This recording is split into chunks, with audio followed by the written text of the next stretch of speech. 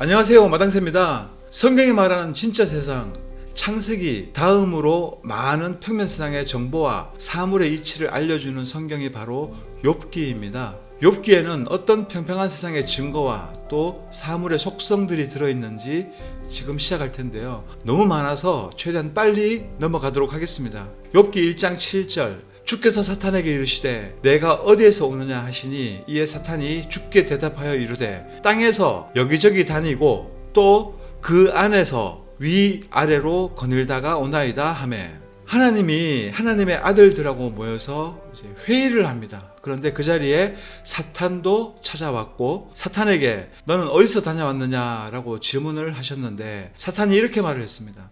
하늘 안에서 땅의 여기저기, 땅 속으로 왔다 땅 위로 갔다, 이렇게 말씀을 하고 있어요. 하늘 안에서 땅 여기저기 돌아다녔고 또 땅도 아래 위로 돌아다녔다고 사탄이 말을 하고 있는 겁니다. 둥근 세상에서는 땅 속에 왜 들어갈까요? 과학에서 말하는 지구의 내핵, 외핵, 멘틀이 이글이글거리고 녹아나고 있는데 사탄이 그 지하로 왜 내려갈까요? 내려갈 이유가 없겠죠. 제 추측으로는 땅속에 지옥이나 아니면 낙원을 돌아보고 온 것이 아닐까 하고 생각을 해봅니다. 예수님의 비유에도 낙원에서 건너편을 봤더니 거기에 지옥이 있었다는 상황을 비추어 볼 때 땅 속에 낙원이 있을 수도 있겠다라고 생각을 하게 됩니다. 다음 구절, 욥기 1장 16절, 그가 아직 말할 때 또 다른 사람이 와서 이르되 하나님의 불이 하늘에서 내려와 양들과 종들을 태워 없애 버렸나이다. 이 구절은 오해의 소지가 있는데요. 하나님이 불을 내리신 것이 아니라 사탄이 불을 내린 겁니다. 그 이유는 욥기 2장 6절에 잘 나오고 있습니다. 주께서 사탄에게 이르시되 보라, 그가 내 손에 있으나 그의 생명은 살려둘지니라 하시니라, 이렇게 기록하고 있는데 액션을 취한 것은 사탄이고, 사람이 볼 때 하늘에서 불이 떨어지니까 하나님의 불이 떨어지는가 보다 하고 착각할 수 있는 문제라고 생각합니다. 사탄도 초자연적인 신기한 이적들을 발휘할 수도 있고 대환란 때는 별별 이적을 다 보여주면서 적그리스도를 통해서 사람들을 미혹하게 됩니다. 그래서 이 불은 하나님의 불이 아니라 사탄이 하늘에서 내려보내는 사탄의 불이라고 저는 이해를 하고 있습니다. 욥기 9장 6절, 그분께서 땅을 흔드사 그것의 자리에서 떠나게 하시니 땅의 기둥들이 떠는도다. 땅에 기초가 있다고 말씀드렸는데 땅을 받치고 있는 기둥들이 있다는 구절로 이해할 수가 있습니다. 과학과는 완전히 다른 말씀을 하고 계신 거죠. 둥근 지구에서는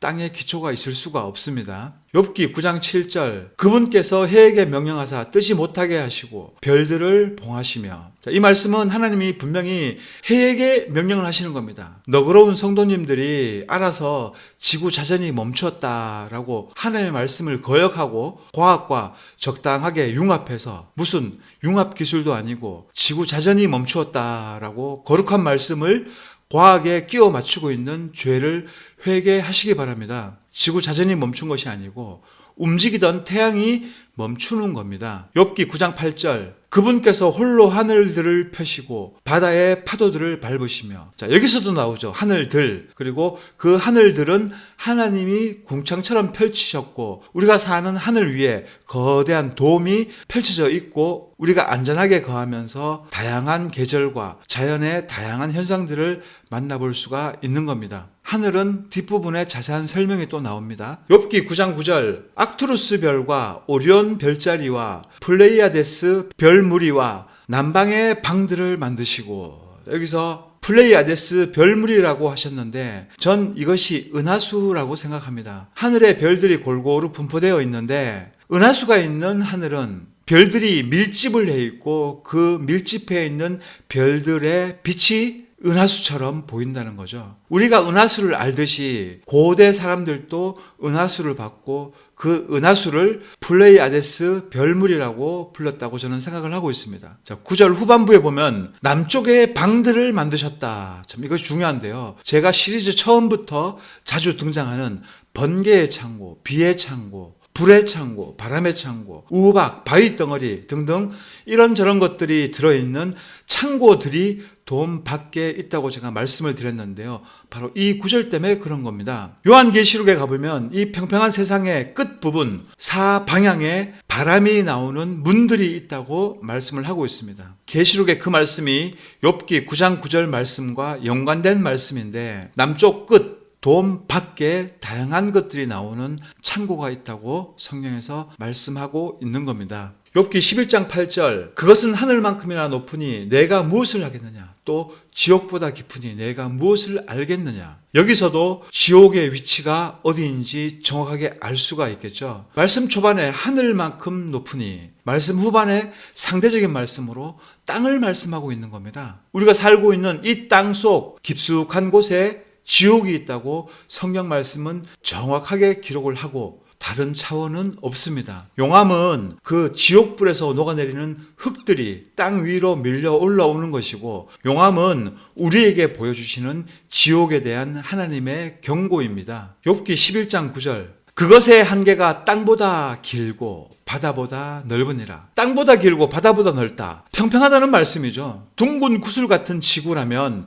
11장 9절 말씀은 이렇게 바뀌어야 됩니다. 그것의 한계가 지구보다 크고 바다보다 많다. 이런 식으로 표현되어야 되는데 평면에서만 사용되는 측량 단어들이 언급되고 있고 둥근 지구에서는 쓸 수 없는 측량 단어들입니다. 성경은 1.1획도 오류가 없는 하나님의 말씀이고 이 말씀이 세상은 평평하다고 증명하고 있습니다. 욥기 22장 14절 빽빽한 구름들이 그분을 덮은 즉 그분께서 보지 못하고 하늘의 순한 회로에 다니실 뿐이라. 자, 하늘에 순한 회로가 있다고 말씀하십니다.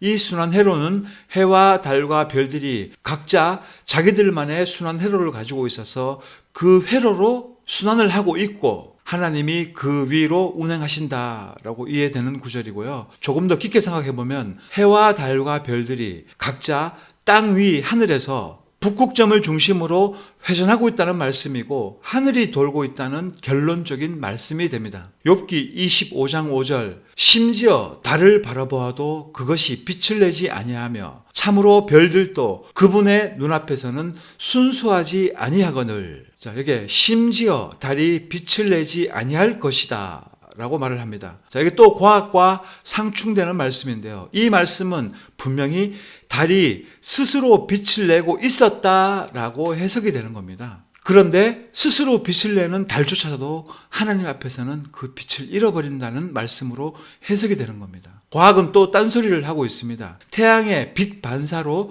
달이 빛난다라고 허황된 소설을 쓰고 있는데요. 달 관련해서는 제가 낮에 떠 있는 대보름달을 촬영해서 올린 적이 있습니다. 그런 것들을 보고 사람들은 생각을 전혀 안 하고 과학을 맹목적으로 믿어버리는데요. 대보름달은 낮 지역에서 절대 볼 수가 없습니다. 밤 지역에서만 태양과 정반대편에 위치하고 있을 때 우리는 대보름달을 볼 수 있다고 과학이 그렇게 말을 하고 있고, 그러나 현실은 한낮에도 우리는 대보름달을 볼 수가 있습니다. 달의 위상과 전혀 안 맞는 낮 시간대에 저는 대보름달을 낮 지역의 하늘에서 관찰하고 증거로 그 영상을 촬영했습니다. 지구는 공이 아닙니다. 평평한 땅으로 만들어졌고 달은 스스로 빛을 낸다라고 성경 말씀이 확실하게 증거를 하고 있고 과학은 역시나 반대로 말을 하고 있습니다. 욥기 26장 5절 죽은 것들은 물들 밑에서부터 형성되었으며 거기에 거주하는 자들도 그러하도다. 좀 난해한 구절인데요. 땅 아래, 물 밑에 이야기인데 거기 거주하는 자들이 있다고 말씀하고 있습니다. 깊음이라고 하는 끝을 모르는 물들이 땅 아래에 존재하고 있는데요. 거기에 하나님의 명령에 불순종하고 자기 자리를 이탈해버린 불순종한 천사들이 지금도 감금되어 있는데요. 그 거주자들이 누군지는 모르지만 최소 거기에 타락한 천사들이 있다는 것은 확실합니다. 욥기 26장 7절 그분께서 북쪽을 빈 곳에 펼치며 땅을 허공에 매다시고. 자, 이 구절이 둥근 지구를 믿는 분들이 주장하는 두 개의 성경 구절 중에 하나인데요. 죄송하지만 평평한 세상에도 허공에 매달릴 수 있습니다. 꼭 태양계가 있고 무한한 우주가 있어야 땅이 허공에 매달려 있을 수 있는 것이 절대 아니라는 거죠. 그리고 평평한 세상은 허공에 매달려 있고 그리고 그 땅을 물이 둘러싸고 있습니다. 여기에 사용된 문장에서 땅을 단수로 정하고 있습니다. 둥근 지구에서 우주를 허공에 매달아 놓았다면 땅들이 되어야 맞겠죠. 눈을 크게 뜨고 성경을 읽어야 됩니다. 분명히 땅이라고 단수로 말씀을 하고 있어요. 우주 같은 개풀 뜯는 과학의 헛소리에 속으면 안 된다는 겁니다. 만약에 우주였다면 단수가 아니고 복수로 말씀을 해야죠. 그러면 욥기 26장 7절은 이렇게 바뀌어야 됩니다. 그분께서 북쪽을 빈 곳에 펴시며 땅들을 허공에 매다시고 이렇게 말씀을 해야 되는 거 아닙니까? 그런데 땅이라는 단수를 썼습니다. 태양계에서는 모두가 흙덩어리들이 우주에 둥둥 떠가지고 끝도 없이 팽창하고 있다는 얘기인데 성경에서는 땅이라고 단수를 사용해가지고 우리가 사는 이 세상의 땅 이외에 땅이 없음을 말씀하고 있습니다. 단수냐 복수냐 정말 중요한 거 다들 아시잖아요. 그러니까 이 말씀에 토 달면 안 됩니다. 말씀을 인정하고 평평한 세상을 확실히 믿어야 되는 거죠. 자, 바로 이어지는 말씀이 구체적인 설명을 하고 있습니다. 욥기 26장 8절 물들을 자신의 빽빽한 구름 속에 싸매시나 구름이 물들 밑에서 찢어지지 아니하느니라. 바로 윗구절에서 북편 허공의 땅을 만드셨습니다. 그리고 그것들을 물로 싸매셨다라는 말씀인데요. 창세기 1장에 물의 한가운데 공창을 펼치고 거기 이 세상을 만드셨습니다. 그리고 이 세상을 감싸고 있는 많은 물들을 하나님이 하나님의 구름으로 둘러싸고 계시다고 말씀을 하고 있는 겁니다. 우리가 사는 세상 밖에 있는 엄청난 물들은 거대한 구름이 둘러싸매고 있다라고 이해하시면 그것이 성경적으로 가장 정확한 진실이 되는 겁니다. 자, 26장 7절에는 땅을 설명하셨고 26장 8절에는 그것을 둘러싸고 있는 구름을 말씀하셨고 26장 9절에는 하나님의 구름이 등장합니다. 그분께서 자신의 왕자의 정면을 가리시고 자신의 구름을 그 위에 펴시며 자 이렇게 거꾸로 올라가면서 순서대로 성경 말씀이 나열을 하고 있는 겁니다. 하나님의 보좌 바닥부터 하나님의 구름들이 존재하고 있다는 말씀인데요. 이 구름은 하나님의 구름이기 때문에 우리가 알고 있는 그런 구름과 틀리다고 생각합니다. 더 대단한 능력을 가지고 있는 것이 하나님의 구름이라고 저는 생각하고 있고 이 땅에 있는 구름도 절대 과학으로 풀 수가 없습니다. 단순한 수증기가 아니라는 말씀이죠. 뒤에 비에 대한 얘기가 나올 때 자세한 설명을 드리도록 하겠습니다. 다음 구절 욥기 26장 10절 낮과 밤이 끝날 때까지 경계들을 두어 물들을 둘러싸시느니라. 자, 이 말씀은 조금 어려운 말씀인데요. 저도 어렵습니다. 제 나름대로 해석한다면 먼저 평면세상의 구조를 알아야 이해할 수 있는 구절이 되는데요. 이 지도는 1892년에 만들어진 지도입니다. 여기 보면 이제 1892년도에 만들어졌다고 나와 있고요. 이게 평면 지도인데요. 욥기 26장 10절에 낮과 밤이 끝날 때까지 경계를 두어. 자, 이 말씀은 저는 어떻게 해석하냐면 태양이 이 평평한 세상을 이렇게 회전을 하고 있습니다. 이렇게.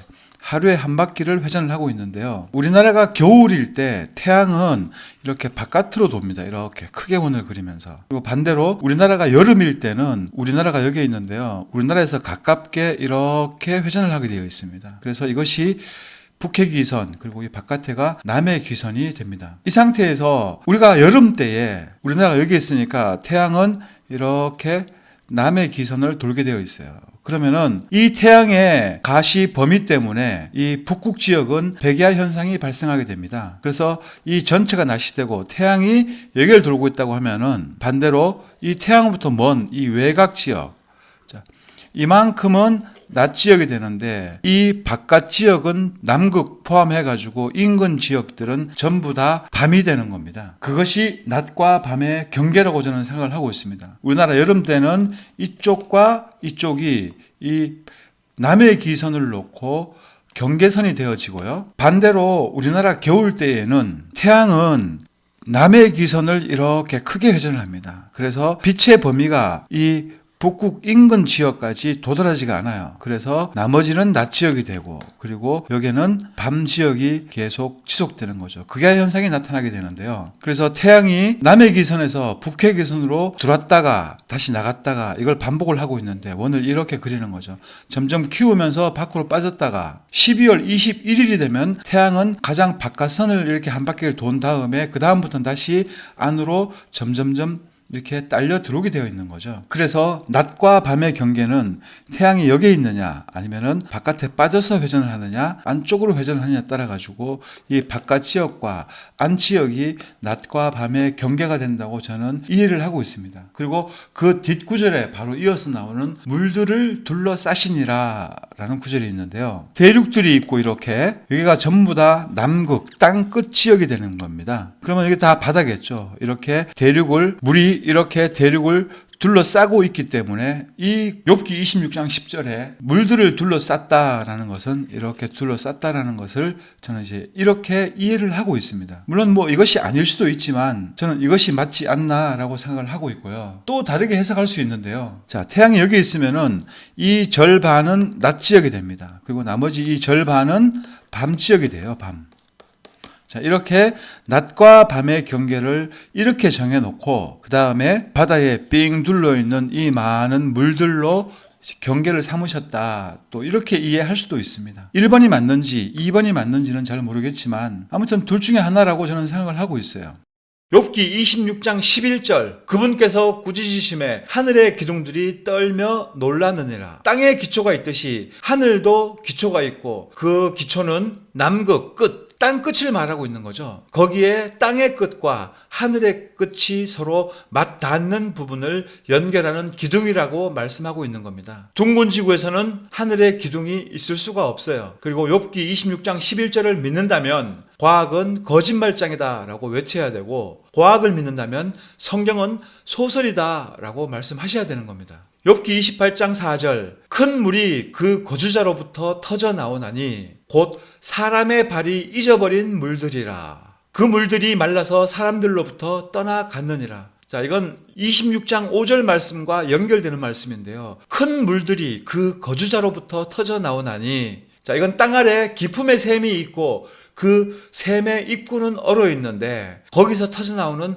물을 말씀하고 있는 것이고 뒷구절에 사람의 발이 잊어버린 물들이라 노아의 홍수 때를 말씀한다고 저는 이해를 하고 있습니다. 노아의 홍수 때 온 세상을 덮었던 물들이 마르면서 땅 아래로 돌아갔고 그 있던 곳으로 돌아갔는데 자, 이 엄청나게 많은 물들이 오늘날 사람들의 입장에서는 잊혀진 물이 되는 겁니다. 욥기 28장 24절 그분께서는 땅의 끝들까지 살피시고 온 하늘 아래를 보시며 여기도 땅의 끝들이라는 복수를 썼죠. 바로 남극의 땅의 끝들이고 우리 세상을 빙 둘러서 땅의 끝 지역들이 남극이 되는 겁니다. 둥근 지구에서 땅의 끝은 있을 수가 없는 거죠. 욥기 28장 25절 바람들의 무게를 정하시고 물들을 대어 무게를 정하시느니라. 바람들과 물들도 무게가 있다고 말씀하는 건데 각각 밀도를 가지고 있다는 말씀으로 이해할 수가 있는 겁니다. 천지만물 모든 것에 무게를 정해 두셨습니다. 각각 밀도에 따라서 배치되는 위치가 틀리다는 말씀인데요. 중력은 소설이고 세상은 밀도만 존재하고 있습니다. 부력 말씀하시는 분들도 있는데 부력도 없습니다. 오로지 밀도만 존재하고 있어요. 하늘이든 땅이든 땅 속이든 물 속이든 밀도 게임을 하고 있는데요. 물에 뜨는 나무를 보면서 그것을 부력이라고 말하고 있는데 부력 절대 아니고요. 밀도가 낮기 때문에 물 위로 뜨는 겁니다. 우리가 깊은 물을 놓고 보면은 맨 아래쪽에 있는 물과 위쪽에 있는 물의 밀도가 틀립니다. 당연히 가운데 밀도도 틀리고요. 그래서 나무가 물에 뜨는 나무도 있지만 물에 잠기는 나무도 있어요. 물에 잠기는 나무 부력은 어디 갔죠? 부력이란 것은 존재하지 않습니다. 오로지 밀도만 있을 뿐이고 그래서 나무가 물 속에 가라앉기도 하고 또는 물 중간에 위치하기도 하고 물 위로 떠오르기도 하는 겁니다. 부력으로는 절대로 설명할 수가 없는 거죠. 잠수함이 내려가는 것도 밀도 때문입니다. 밀도가 높으면은 물 속으로 내려가게 되고 물 위로 뜨는 거는 그 잠수함에 공기 비중을 높이면 물 위로 뜨게 되는 겁니다. 부력 같은 가짜 과학을 믿지 말고, 부력이나 중력 같은 가짜 과학을 믿지 말고 밀도만 믿으시면 됩니다. 욥기 28장 26절, 그분께서 비를 위하여 법령을 정하시고 천둥이 칠 때 번개를 위하여 길을 정하셨으니, 비의 법칙이 있고 번개도 이미 그 정해놓은 길로 다닌다는 말씀입니다. 기후 조작으로 번개 칠 수 있겠습니까? 절대로 없습니다. 모든 것이 하나님의 명령으로 움직이는데 인간이 그걸 변경할 수 있을까요? 저는 절대 없다고 생각합니다. 단 하나님이 사탄한테 욥한테 재난을 줘라 라고 허락했으니까 욥한테 하늘에서 불도 떨어지고 재난이 임했잖아요. 하나님의 허락 없이 사탄이 지 마음대로 지 멋대로 할 수는 없는 겁니다. 이 땅에서도 마찬가지로 그 어떤 재난도 절대 우연히 그냥 생기지 않습니다. 거기에 분명한 이유가 있고 그 대부분은 죄 때문에 그런 겁니다. 욥의 경우는 죄짓지 않았는데 왜 시험을 받았을까요? 그것은 그 시험을 통해서 더 큰 축복을 주길 원하셨기 때문에 욥을 시험하셨고, 그 가족들이 죽은 것은 그 가족 각자 개인들의 죄 때문에 죽은 겁니다. 욥의 가족들이 부자니까 하나님 앞에서 방종했고, 그래서 그 죄의 대가로 죽었고, 의인이 하늘에서 떨어지는 불 맞아 죽을 일은 없잖아요. 가끔 주변에 보면 하나님이 살아계시면 어떻게 이런 일이 있을 수 있냐 하고 원망하는 분들이 굉장히 많으신데요. 그런 모든 재난은 다 자신들의 죄 때문에 그런 겁니다. 먼저 자신들의 행위를 살펴야 되는 거죠. 욥기 36장 27절, 그분께서 물방울들을 작게 만드심에 그것들의 수증기대로 비를 쏟나니. 인공지능인가요? 내리는 비를 보면 항상 일정한 규격을 갖추고 있습니다. 때에 따라서 굵은 비, 때에 따라서 가는 비, 그리고 늦은 비와 이른 비, 하나님의 은혜로 적당한 때에 비를 내려주시고 계신 겁니다. 또 이 구절에서도 또 발끈하시는 분들, 그런 폭우로 재난 발생하는데 사람이 죽어나가는데 이건 또 뭐냐? 역시나 그런 모든 재앙은 자기 죄 때문에 오는 것이고요. 그런 재난 발생으로 함께 죽어나가는 어린아이들의 죽음, 하나님이 살아계시면 어떻게 저런 어린아이들까지 저런 천재지변으로 죽일 수 있느냐? 나는 하나님 못 믿겠다 이러시는 분들 있는데요. 정말 어리석은 말입니다. 우리 기준에서 죽는 것은 저주고 참 두려운 일인데요. 하나님 입장에서는 절대 그렇지 않습니다. 오히려 어떤 사람들은 일찍 데려가시는 것이 오히려 그 사람에게 축복일 수 있는 거예요. 왜냐하면 지금 현존하고 있는 유명한 목사님들 한번 봐보세요. 정말 그분들 예전에 기독교를 이끌면서 충성했고 열심을 다해서 전도했고 하나님의 사람으로 이름을 날리던 사람들입니다. 그런데 그런 사람들 말년을 한번 보세요. 타락해서 배교해버리는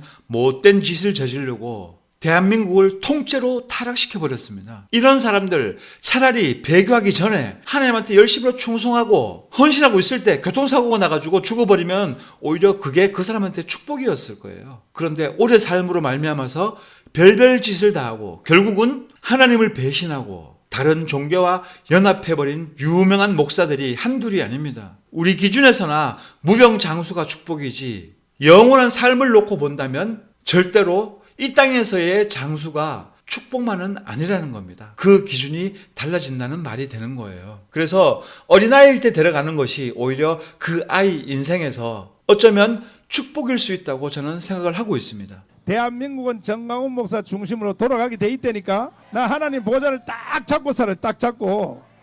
하나님 꼼짝마. 하나님 까불면 나한테 죽어. 전광훈이라는 사람이 얼마나 오래 살지 모르겠지만 교만이 펄펄 넘쳐가지고 배교하고 입으로만 종교통합 반대한다고 하고 행동으로는 기천불 정치인들까지 다 끌어모아 놓고 부처님 만세 미국을 믿는다고 대놓고 배교를 하고 있습니다. 그것만도 기가 막힐 일인데 이 사람이 이제 뭐 대한민국의 중심에 서가지고 자기가 좌지우지하는 그런 자리에 앉아있는 입장을 취하고 있는데요. 자기가 왕이 되어버렸습니다. 인간이 감히 하나님 보좌를 잡고 있다고 신성모독까지 하고 하나님 까불면 나한테 죽어? 이게 목사 입에서 나올 말인지 정말 제 귀가 의심스러운데요. 대한민국이 단체로 미혹에 빠져가지고 전광훈을 옹호하고 주의 종이라고 진짜인지 가짜인지 분별도 못하고 단체로 휩쓸려가지고 할렐루야 병에 걸려있고 아멘병에 걸려서 정신 못 차리는 성도들을 보면서 저는 더 이상 대한민국에 소망이 없다는 것을 확실하게 깨달았습니다. 이제 어떤 심판이 이 나라에 떨어질지 모르지만 제가 몇 번에 걸쳐 받은 꿈이 있습니다. 나름대로 간절히 기도하고 여러 번에 걸쳐서 꿈으로 응답을 받았는데요. 아주 생생한 꿈을 꾸었어요. 당연히 대한민국에 전쟁이 난다였습니다. 그리고 이 전쟁은 서울 경기 국지전 폭탄 몇 발 쏘고 끝나는 그런 전쟁이 아니고요. 온 국민이 사회 구석구석에 숨어있던 간첩들이 튀어나와가지고 총을 들고 시민들을 포로로 잡고 조직적인 간첩 활동 때문에 외국인이든 한국 사람이든 사로잡혀가지고 고문을 당하는 아주 리얼한 꿈을 꿨었습니다. 그 외에도 몇 번에 걸쳐서 비슷한 꿈을 꿨는데요. 다 기도하고 받은 꿈들입니다. 하지만 꿈이다 보니까 제 스스로 위안하고 무시하고 대충 넘어갔었는데요. 이젠 그 꿈들을 무시할 수 없는 현실이 오늘 확인되었습니다. 시간이 있고 떠날 수 있을 때 대한민국 떠나시기를 권해드립니다. 저도 주섬주섬 해외로 떠날 준비를 슬슬 해야 될 것 같은데 돈도 없고 참 씁쓸합니다. 제 채널에 와서 분별도 못하고 전광훈에게 미혹되어서 태클 들어오시는 분들 회개하시기 바랍니다. 전광훈이 대한민국 살리지 못합니다. 오히려 더 빨리 망가뜨리는 주범이 되어가고 있어요. 제가 받은 말씀이 있어서 별도로 영상을 만들어야 되는데 차일피일 미루고 있었는데 다른 채널에서 똑같은 주제로 올라온 영상을 보고 제가 받은 레위기 26장 말씀 하나님께로 온 것이 확실하구나 하고 확신이 들었습니다. 물론 제가 받았다고 생각되는 사명은 평평한 세상에 관해서 사람들한테 알리는 겁니다. 하지만 틈나는 대로 앞으로 어떻게 해야 될지 생각해보는 영상을 만들고 싶어지네요. 정말 혼탁한 세상입니다. 여기저기 사람들 미혹에 씌어가지고 희망은 안 보이고 가능성조차도 없다고 저는 생각을 해요. 영상 만들고 있는 도중에 전광훈의 저런 천인 공로할 신성모독을 접하게 되어가지고 방향이 갑자기 확 틀어졌는데요. 불편한 분들한테 죄송합니다. 그리고 이 영상은 욥기 1부였고요. 다음 회차에 2부로 이어가도록 하겠습니다. 시청해주셔서 감사드립니다.